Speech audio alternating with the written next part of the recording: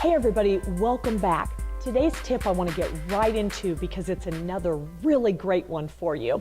Now, as you know from watching the video so far, I've given you a couple of do's.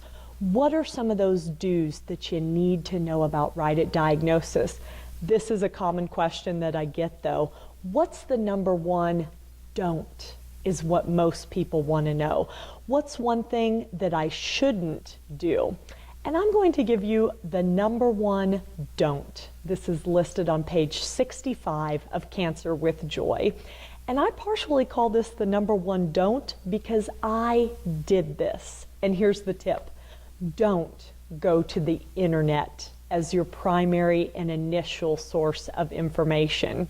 Again, I tell you not to do this because I did it. As you'll read in the first chapter of Cancer with Joy in my story, my first doctor's appointment where the word cancer was mentioned to me was on Friday, March 12th, 2010.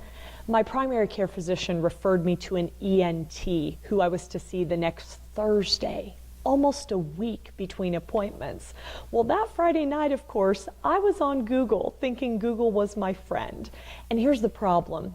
Anyone can be a content provider these days upon deciding they have something to say about anything.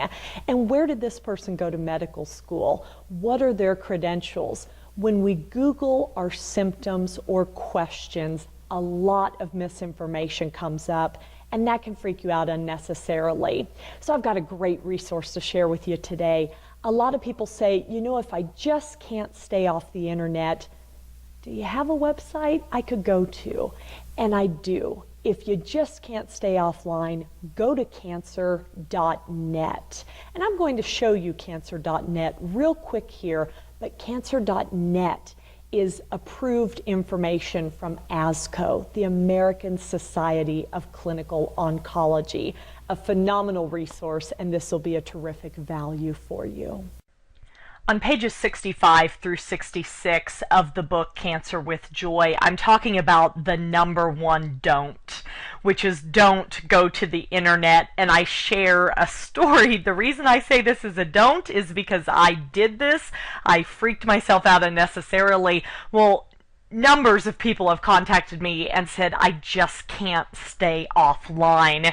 Can you suggest a resource? And of course, I've got a great one for you. It's cancer.net. So a couple things I want to show you here real quick about cancer.net. Number one, this is oncologist approved cancer information, and it comes from the American Society of Clinical Oncology, which is the association for oncologists. So if you just can't stay offline, definitely don't Google your questions. You never know what could pop up there that could really freak you out unnecessarily. But right here you can come to the left and click on cancer types, and you can look up your type of cancer that you've just been confirmed with or mentioned to you. And there's just so much great information. I'm going to click on childhood cancer. And remember, it says this has been reviewed and approved by the cancer.net editorial board, and it will tell you when it was last reviewed. What I want to show you is this overview is going to give you some very good information.